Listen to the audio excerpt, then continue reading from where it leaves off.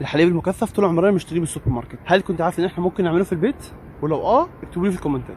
اهلا بكم في حلقه 5 من سلسله اعملها في البيت، اللي هي حاجات بنشتريها من السوبر ماركت احاول اعمل زيها في البيت. فكره النهارده كوندنس ميلك او حليب مكثف ودولسي دي لاتشي اللي هو مش موجود في اغلبيه السوبر ماركتات. حله انزل بالحليب وسكر، احولها على النار متوسطه وهقلب فيه لغايه لما السكر يدوب خالص. خلاص غليت وهسيبها على نار هاديه قوي تغلي لمده تقريبا ساعه ساعه ونص، او لما تنزل النار هيبقى قوامها تقيل كده. وعيني عليها واقلبها كل شويه عشان ما تتحرقش من تحت. خلاص بقى لي ساعه بقلب فيه وصلت القوام اللي انا عايزه، اللي هو هيكوت سبون من ورا كده. اطفي النار وهصفيها عشان اشيل اي كلاكيع لو فيه. خلاص هغطيها بلاستيكيه بتبقى من السطح، هدخلها الثلاجه. اول ما تبرد شويه هتتخن وتبقى قوام الكوندنس ميلك. ده كده قوامه في درجه حط غرفه. هجيب كده كونتينر ازاز وادلقه فيه كده، هقفله كويس.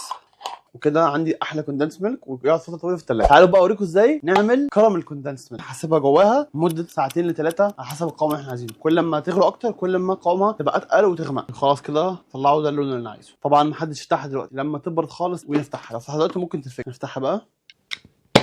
وكده عندنا كراميل كوندنس ميلك. خلينا ندوق. طعم قريب قوي من اللي بيجيبه من بره.